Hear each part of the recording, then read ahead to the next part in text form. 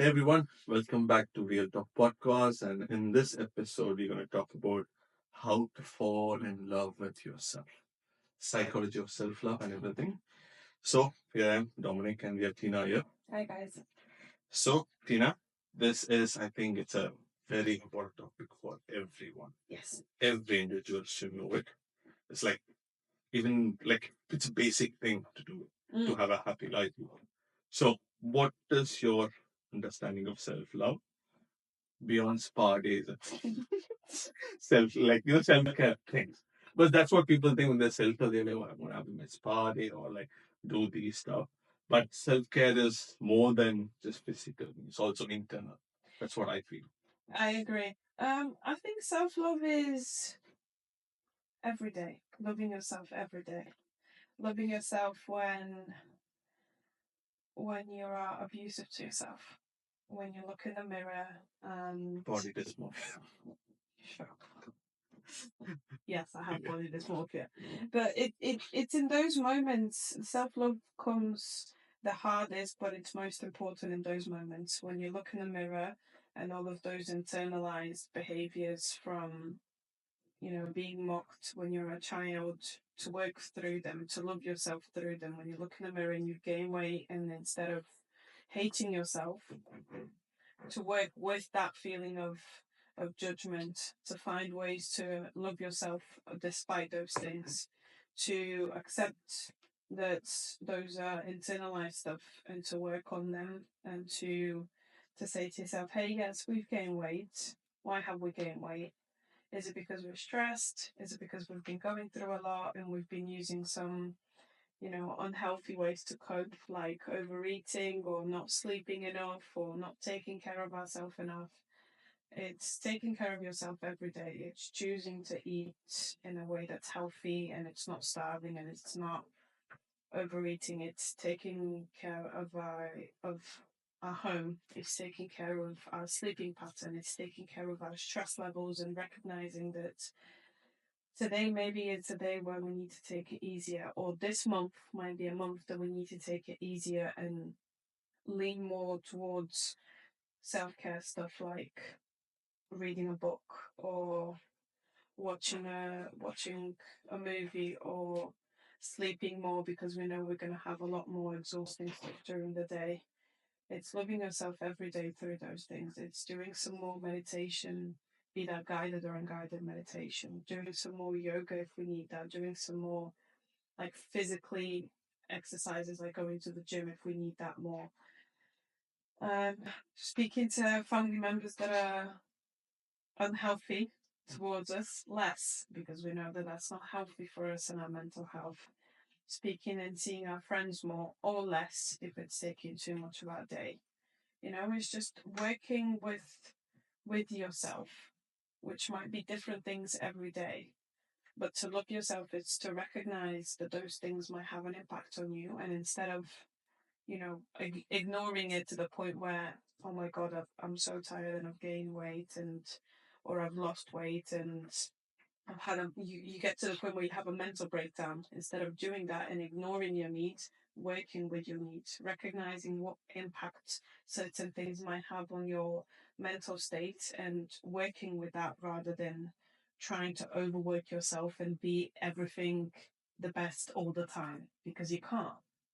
Yeah, can't be perfectionist. Perfection is not possible.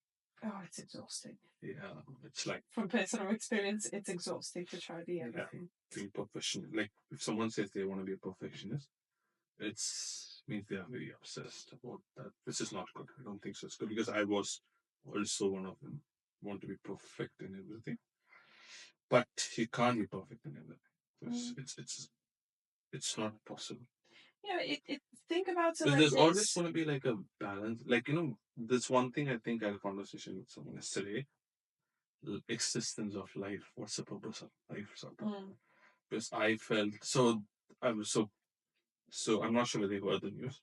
For people from watching this video from Manchester, yesterday there was a tram collision in the St. Peter Square, which is I'm not going to reveal my location, but I live closer to St. Peter Square. Yeah.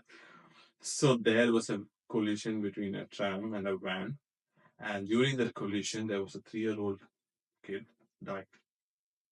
Oh, Clear shit. road. So I was just speaking to the person. I was like thinking, you do a lot of things in life, like this or something.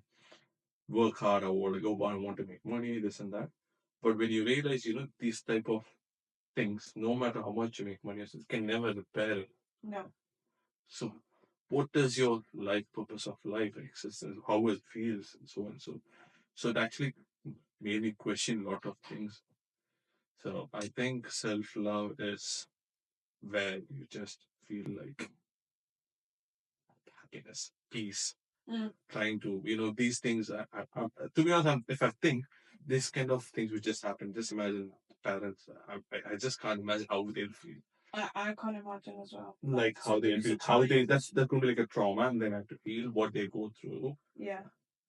Like yeah, so that is very important. Self care is also with this, and also to make your emotions and clear what is your life, what you want to do. So that is what my thing of self care is. And based on that, I want to ask a question of how can you heal from a trauma? Because self love is also like healing process. Yeah. Um. It's a. How can you heal from a trauma? Um. I never got told how. When you grow up, you usually take example of how to do certain things from your parents, like they are your leaders. Role models. Role models, yes. And your friends as well. And society has a massive impact on how you learn to do things. Biologically, you follow what your parents do when you're young. And obviously, I rejected what my parents did when I grew up, and I realized how impactful and unhealthy is what they do. But because I'd never seen them healing, it's like I don't have somebody to guide me. And because I don't fully trust myself yet, I don't trust my inner child, doesn't trust me. And I don't have that much confidence in what I'm doing. It's like I don't know what's good and what's not. I'm still figuring it out. Some days I think that it's going to be really good to starve myself because of my body dysmorphia. And my inner child would go, yay, that's good because we're going to lose weight. And then the impact of that comes where I am actually really hungry or I can't sleep that well. That's a negative side effect of starving. And you get sick also. Yes, I get a lot of sickness. Guys, I'm sick every month. It's ridiculous at this point.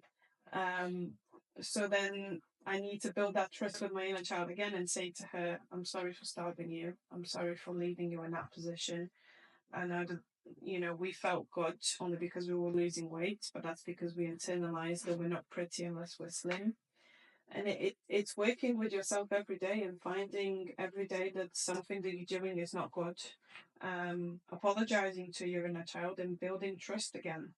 And I don't know what's good. I don't know if everything I'm doing is great and that everything I will do in the future will be good.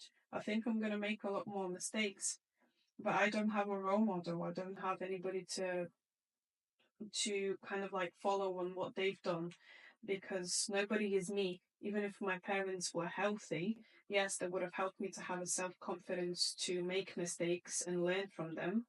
That's the one thing that I regret I don't have.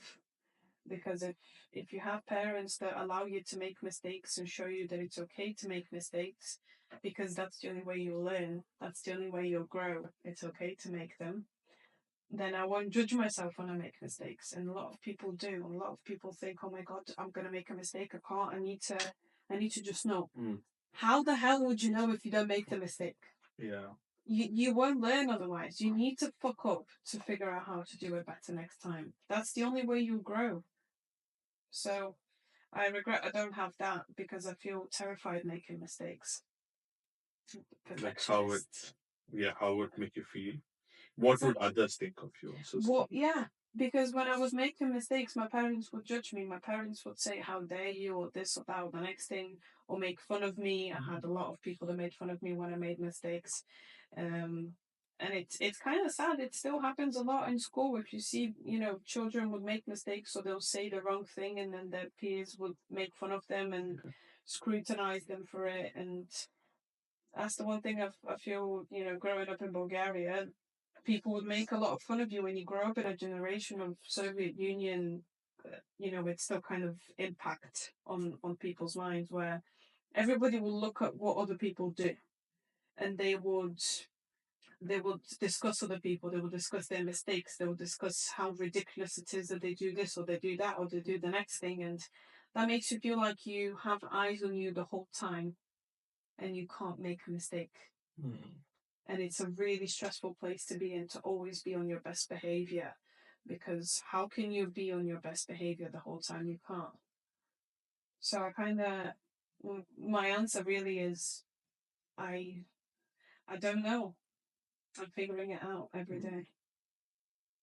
I think probably would need to self-awareness to see that it is there. Yeah. It takes a lot of self-awareness just every day to ask yourself, is what I did today okay with me? What did I do today that impacted me in a certain type of way? Like, is anything that I did today, was it harmful to me? Why was it harmful to me? In what way was it harmful to me? It's literally learning the same way that you learn when you get a new job. What skills did I use today, and how were they helpful for me to learn better? And what skills do I want to work on to improve? It's the same when you're trying to get to know yourself. What types of things that I do today that were helpful to me in my young child and my teenager, just overall, and what things did I do today that were harmful? And learn from them. When you said perfectionist, I know that one of our mutual friend, not going to reveal name, in the podcast definitely not. One of our mutual friend, when I asked her a question, Yeah. like you have an Instagram account, but there are no pictures in it. Right. Like why? The answer she gave was, oh, she's a perfectionist. So that's the reason she doesn't want to put any pictures. It's a thing that you always feel like, if it's only perfect, I'll probably put. So I have no idea why. I can't. I mean, I didn't extend it. When she said perfect, I didn't want to explore it. But yeah, that's the answer I got from her. You might know whom I'm talking about. I think you would have probably guessed it. And right now, it's not coming to mind, but I can say this. Usually, when we have those things that we don't want to do, in most of the cases, it's projection. We project that other people will think something because of an internalized fear and an internalized feeling that I'll you've tell you, gotten. I think you think the way you see yourself is what others are going to see. Other people don't care about half the shit that you have in your mind when you post pictures, when you put, you put some certain types of trousers on, or you put a certain type of top on. Other people don't have the body dysmorphia issue that you have about the way you look. The biggest judge you have is you. And you just project it onto other people, and that's why you stop doing certain things, because you've internalized some behavior that people have given you in your early stages of your life, and then you think that everybody does that and everybody sees you that way, and they don't. You see yourself that way because you've internalized something. That's why you should call yourself out on that stuff, like I call myself out.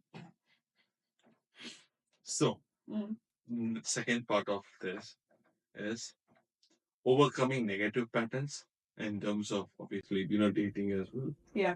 Like how to stop negative self-talk and boost confidence. Because being single, sometimes you feel like I'm single because no one is ready to love me. Some feeling is there. That's not the right way to be single. When you're single, you will like, oh, I'm enjoying my life. I'm just waiting for the right person to come. That's a different perspective when you're thinking like, there is no one's gonna. I'm single and alone because there's no one who's gonna like me. So it's a two different perspective. So what does you think? How can you negative self-talk, stop yourself from negative self-talk, and boost confidence when you're single? Yeah. Okay, well, I guess my advice would be, if you're single and your thought process is, I'm single because nobody wants me, challenge that. Why do you think that? Why do you think nobody will want you? Self-esteem. Low self-esteem. Obviously, there may be reasons. Yeah, Why or how the other person would have treated you. So you probably feel like, oh, this is how I'll be treated. Why is there someone better not treating me? Okay. Don't I feel like... I'm going to say the thing that nobody likes hearing. Why do you allow other people to treat you that way? Because it's exactly what I felt. Like when I ended one of my relationships, and I would think to myself, why do I get to meet people that treat me so badly? Okay, go deeper than that. Why do you allow those people to treat you that way? Why did you not walk away at the first sign or the second sign or the third sign? And it's not to judge yourself or to blame yourself for their behavior. Obviously, whatever other people decide to do, you are more than justified to be impacted by that. But it's also what was my part in allowing this behavior. Go deeper than that. Who was the first person that made me feel like I wasn't worthy of love that came without pain? Answer the questions and ask yourself the questions that are the most uncomfortable. You need to face your own part in every relationship that you've had, because the one relationship that you had no choice to take that behavior is when you were a child. When we're children, we don't have a choice. We accept that behavior because we are trying to survive. We don't have a choice in if our parents are going to beat us, if our parents are going to abuse us emotionally, physically, sexually. That really, you just try your best to get used to or adjust to it. Yeah, because your brain doesn't have you have no other choice. That's it. You So don't have a choice, yeah. you focus on surviving Exactly. that, living it and adjusting and trying to And numbing it. yeah, and try to how can I navigate everything and till certain stage. Yeah. Yeah. Well, we as humans we can go through a lot.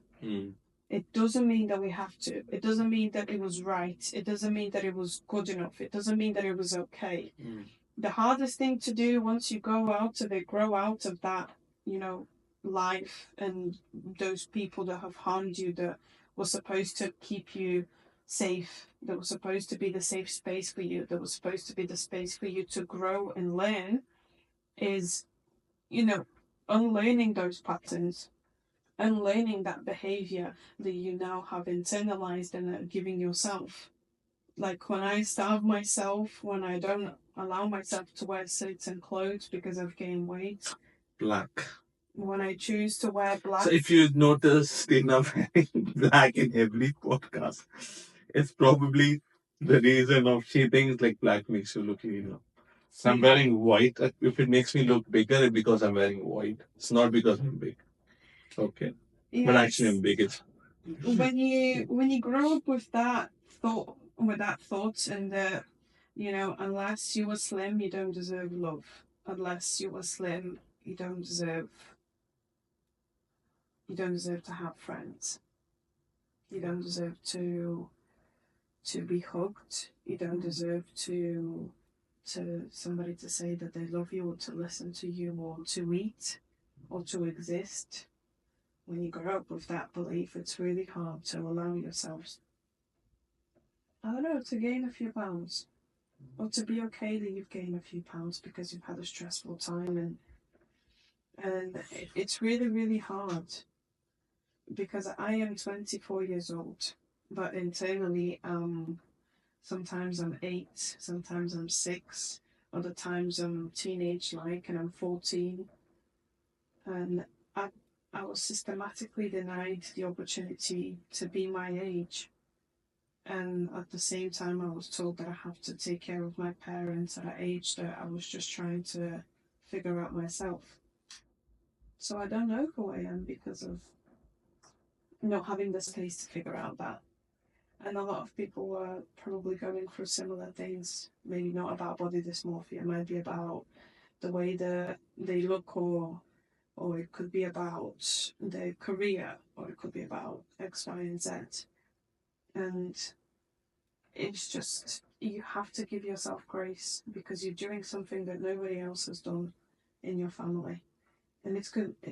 it's going to break a generational trauma thing, but it's going to be a lifelong thing. So give yourself grace, because it's every day can be hard.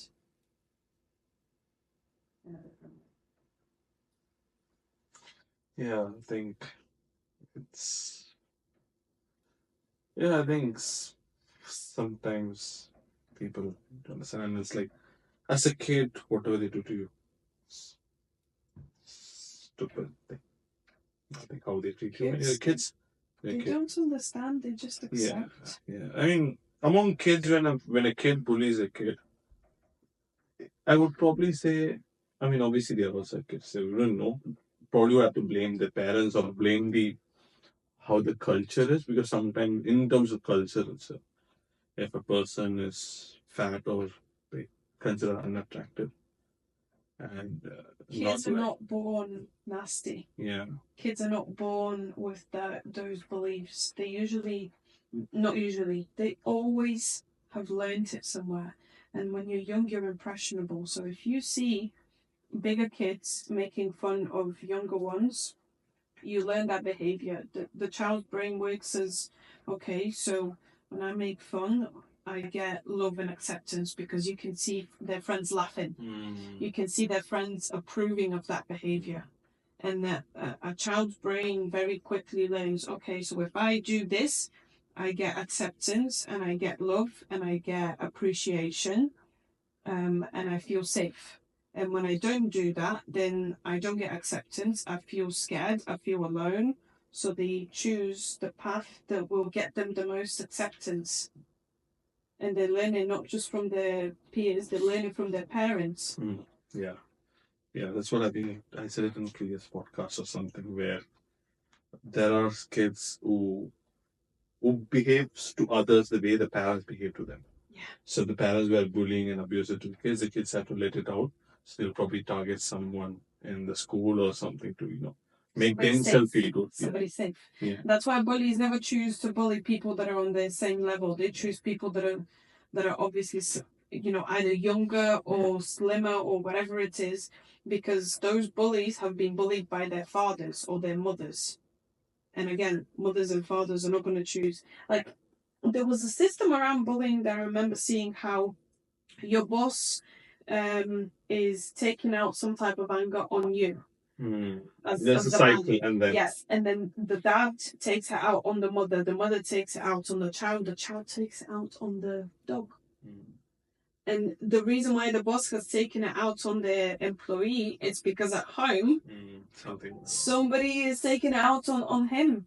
So it's choosing someone that's not as strong as you to do something like that. And I used to do that as well. I'm not gonna lie. I used to do that with my sister, and it's something I'm very ashamed about, something that I feel very guilty about, and something I haven't forgiven myself about.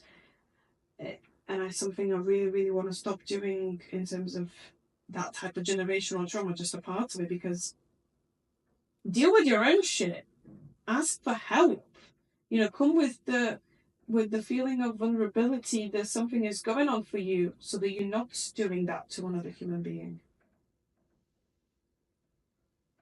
So that's there. But there's one thing which I feel is very important in terms of self-love, which is setting boundaries. Yes. Like how to set a boundary. I think a lot of people. Okay, so this I have to say. So one of my friends. How do you set a boundary? Tell me what. Let me just tell you a story, because we are speaking about patterns and stuff, and then we go to. So one of my friends. So they was speaking to a person, and then I could see the person is toxic and not the right person for them, and everything is there. And that person, my friend, Yeah. could realize it, yeah. Okay. But they enjoy that. They're like, oh, this person ignored me. Now it's time for my time to ignore the person. Oh. And they enjoy that, the highs and lows of it. Who wins the battle or this, that. But that's, I could say, like, why? Why do you want to waste your energy? It's like, no, I want to get back at them. I'm like, Do you want an explanation or do you know? Yeah, yeah, You go want ahead. an Yes, explanation? yes. Okay. I don't know this. I know people do it, but I don't know the reason why they do it. So I can tell you what I've seen from my own experience. I don't like it. I've never liked it, but I can tell you that it's something that people do because it's a pattern that they've learned. They like the highs and lows because when somebody's being nasty at them, um, instead of saying how they feel, now they feel justified to do the same to the other person by expressing their anger in the same type of way. So the highs and lows is because when your parents give you love in whatever shape or form. It will be by saying good girl about cleaning your room or doing your homework, and then you do something that they see as a bad thing, and they'll give you the silent treatment. Or they will punish you in some type of way by taking your phone away. And your brain then learns, if I'm a good girl, I get love. If I'm a bad girl or a bad boy, I get punished. So your brain then needs those highs and lows because that's how Grew up. that's how they grew up. So that's how their brain is now functioning. It's functioning on good or bad. And as much as you don't like it, your brain is used to it, so it becomes an addiction. So then when somebody is being nasty at you, you think you deserve it. And then when they have done something that is wrong for you and something that is obviously not acceptable, you feel now justified to be nasty at them instead of setting boundaries, instead of saying, okay, this is not okay with me. Let's talk about this. Let's find a better solution. Because that requires you to be vulnerable. You don't want to be vulnerable. You want to be nasty because that's how you've grown up and that's how your parents were when you did something that they didn't like. Instead of them setting boundaries, being consistent, giving you patience to learn those things, they were giving you conditional love. They were retrieving your love. So now that's what you've learned. I don't know. I don't know how that person will figure it out. Probably change it because if it's a pattern and enjoy it, then I don't know. I actually have no idea. For some people, it takes years to figure out that it's a pattern that it's very unhealthy to them. Like the way it takes me, and I'm still working on my body dysmorphia. As much as I want to say I don't like feeling this way, I really don't like feeling unattractive in my own body and feeling like I hate myself when I look in the mirror. Certain parts of me is still addicted to starving myself. It's still addicted to losing weight by not eating. It's something I don't talk about often. So let's talk about Boundaries. boundaries. Tell me give me an example of what you think a boundary is. I really want to talk about this because a lot of people misconcept what a boundary is about and how to set a boundary. And I want to know what, in your opinion, is setting a boundary. Use an example with me. I've done something to wrong you. How would you set a boundary? Okay. First of all, it's also very vague. You have knowledge of having boundaries or something. Then I might have boundaries on my own, which would have subconsciously been there immediately, but not something which I've kept it on my own. I never set it. I don't think so yet. Okay. So for my example of boundary is how you let others treat you. Yeah. If someone goes beyond that or like below that, that's the boundary you set. If they go beyond, then I think you have to let them know, you know what this is, what not what I want, or I don't want you to do this anymore. So that's where my assumption of what boundary is. So, say for example,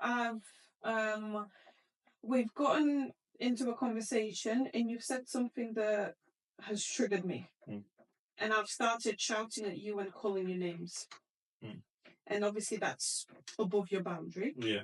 How would you set a boundary with me? I would tell you, that's unacceptable. Oh, I remember this. So I think it was 2 days before. There was someone I was talking to, and the person out of nowhere just said, we had a normal conversation like that. I don't know why. The person out of nowhere just said, "Oh, fuck off, man." Like that.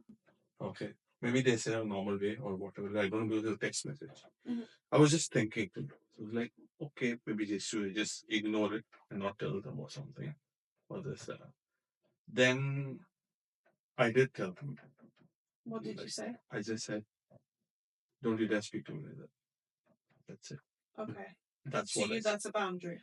For me, it's like that's a big thing because I felt like people out of nowhere. If there's any conversation reason, it's fine. It was nowhere. Maybe it was playfully told or whatever, but still, I don't like the way Okay. it was conveyed to me. At least based on what they said, Yeah. I can understand that is what they convey. Yeah. So based on that, I would say, don't you dare speak to me. Okay. And then the person says sorry. Okay. That's it. And to you, that's a boundary. Yeah. Okay. So I'm assumption of someone says that, like, yeah. A boundary. So this is where the misconception Can I make a lies. joke?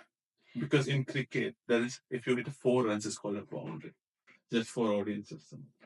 Because I was just watching cricket. So yeah, for you, if someone asks in future if you get to meet more South Asian people who watches cricket, boundary is a term in cricket where you can score like 4 points or 4 runs. Okay, are we done with the foreign jokes? Yes. Nice. Good. Now let's speak about actual boundary.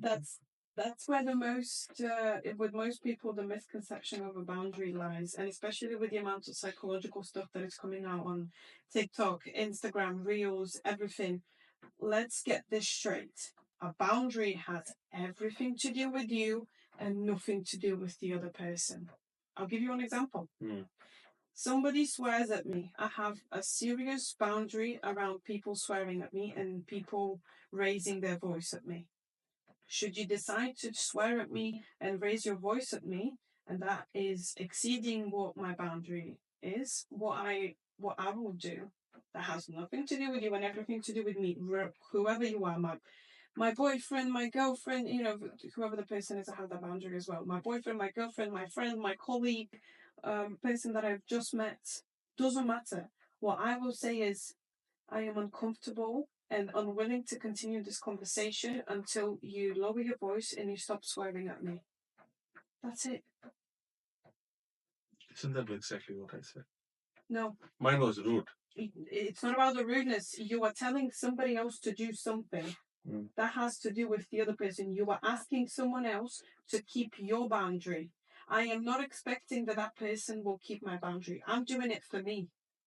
I am stopping the conversation. I'm unwilling to continue this conversation. I'm keeping my boundary because it's my boundary. It is my standard. The way you phrase this is different. What I made the same. Yeah, because yes, it's about something you're uncomfortable with, but I'm not giving power to the other person. I'm not expecting the other person to keep my boundary. Talking. Yeah, that's what. So, for example, for me, it's like I tell the person, like, don't you dare speak to me like that. If that person still continues to speak, obviously, I would probably would have just unfriended or blocked them. That's it. Yeah, but this is not about you telling them what to do. You're telling that person what to do. I'm just informing you that I will not.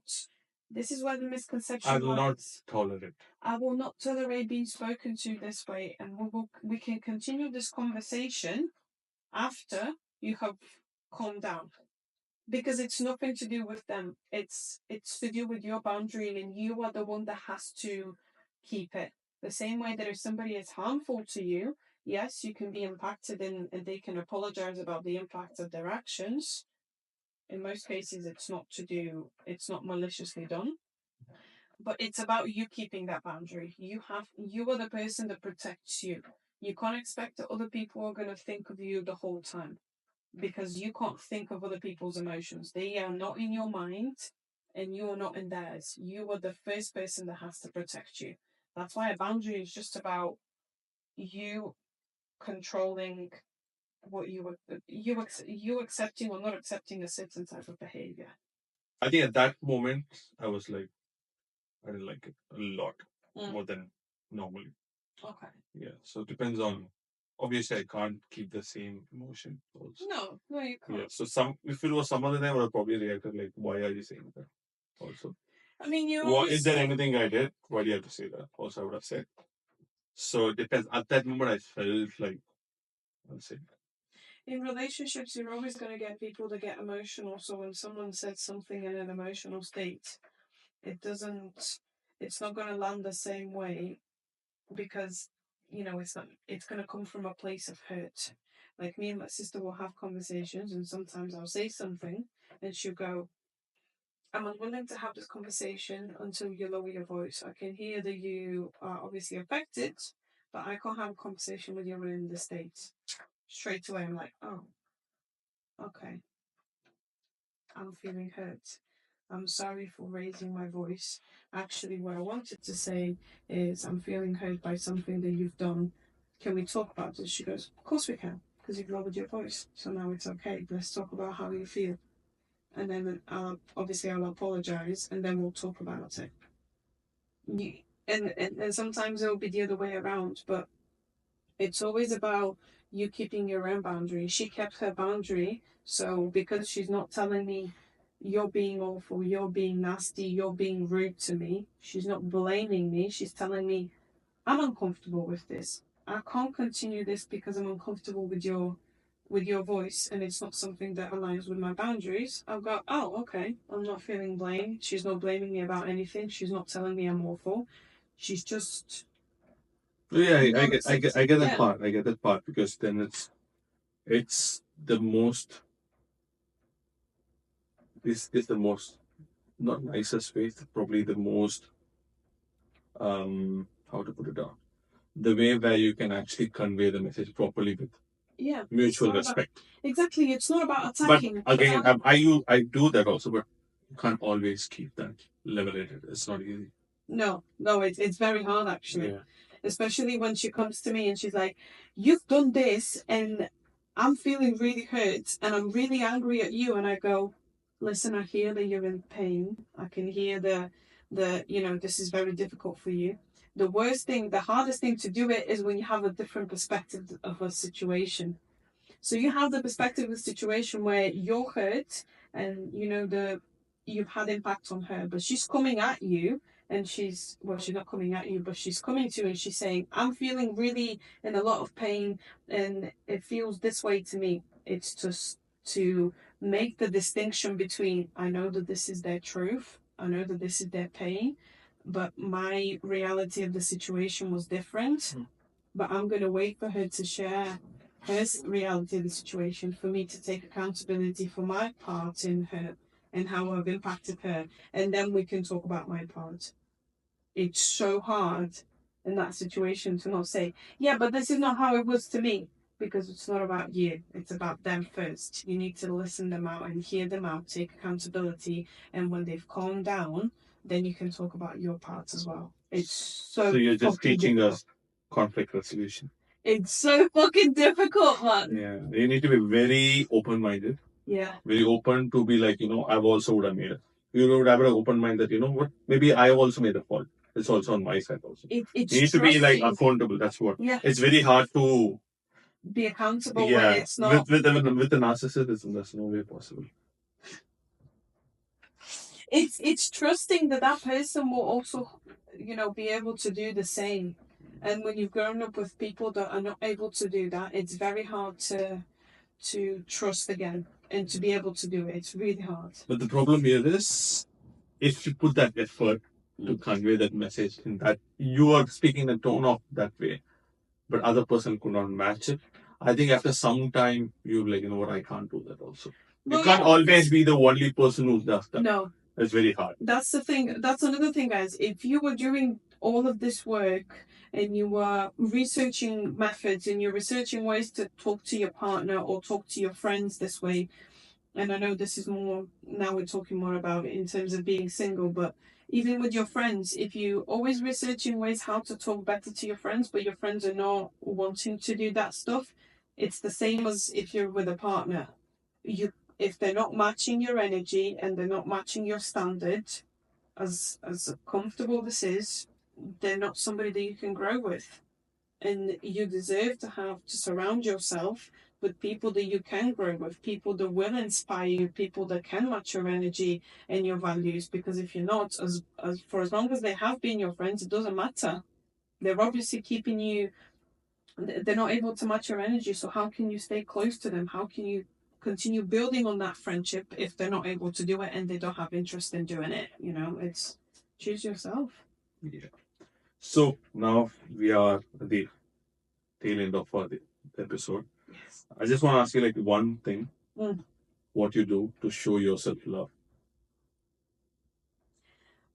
Okay, so a few things about me. I love yoga. I love reading. I love journaling. Yeah, one thing. One Well, thing to show a few you show things. yourself A love. few things about me that I love doing, okay, to show myself love. Because it really depends on your mood. Uh, one thing to show myself love, journaling. That's the main one.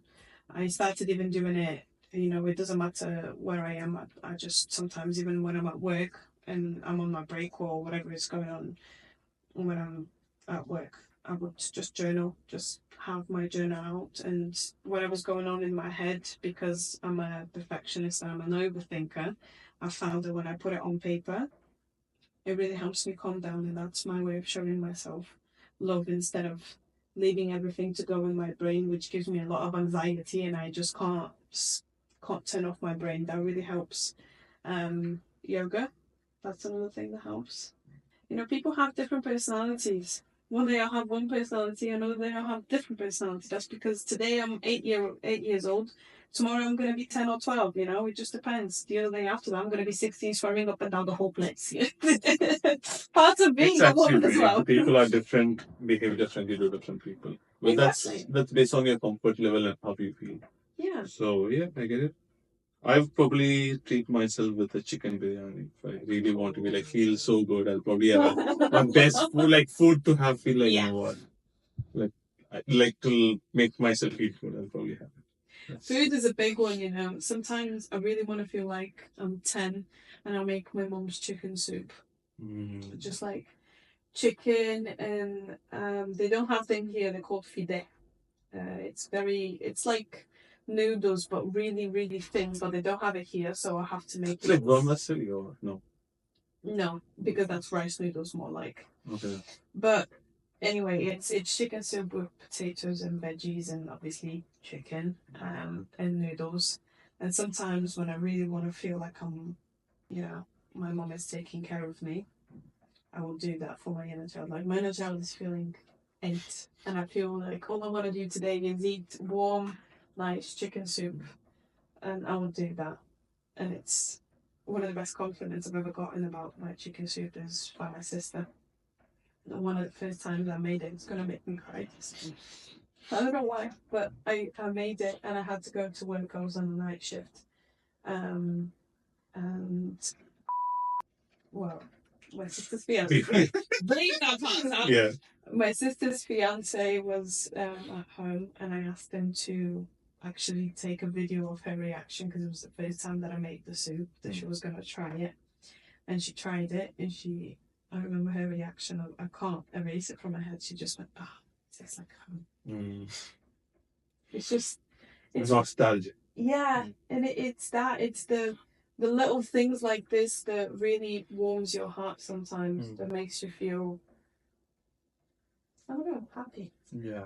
Actually, nostalgic things make you very Connect. yeah, it's like connects to good memories, sort of like Connecting you connect, yeah, you're connecting to your inner child when you were, I don't know, you were 8, you were 10, you were 6, you were 12, and your mom has made you something that. Oh, this reminds me of a lot of things.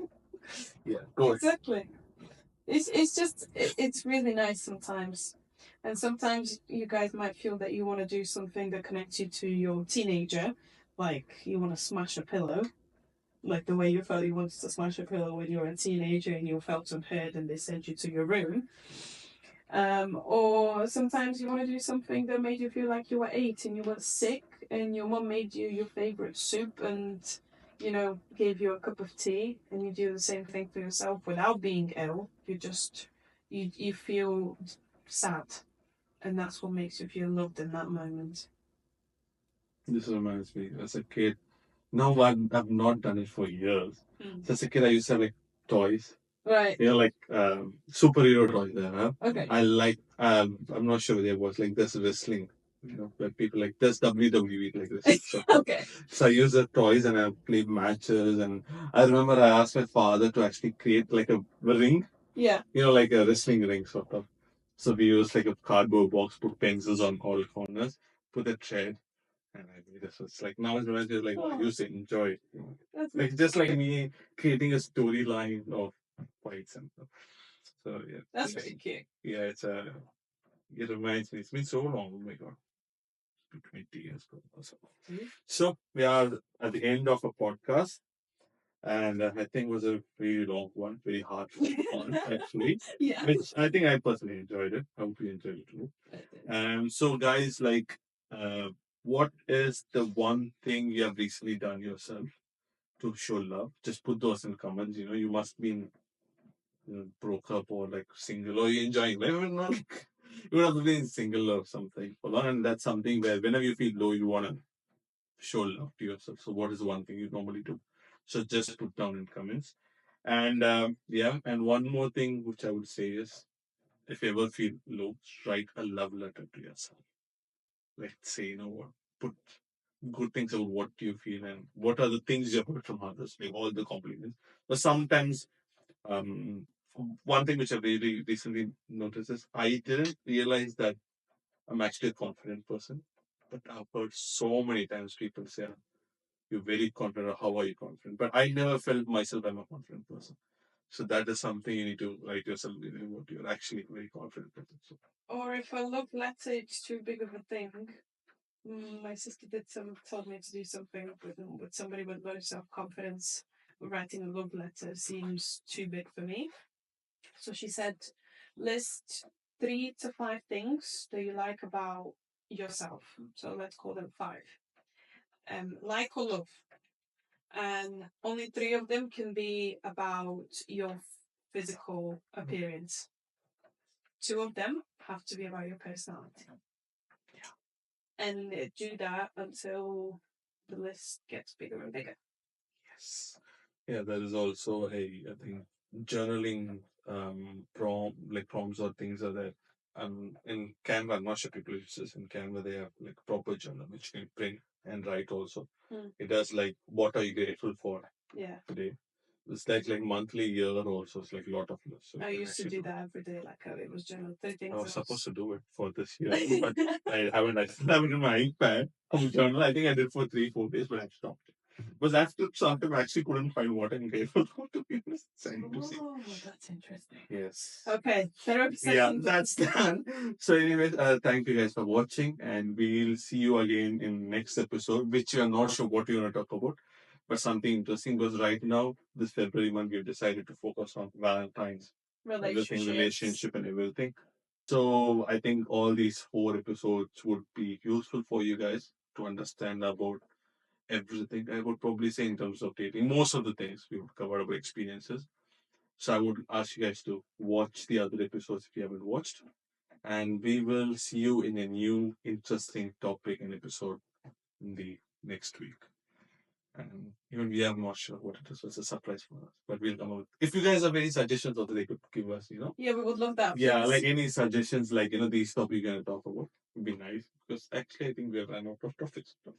Or we can talk about, yeah, we'll discuss it later. Surprise. Anyways, yeah, we'll just say bye to them and we'll see you guys next week. Bye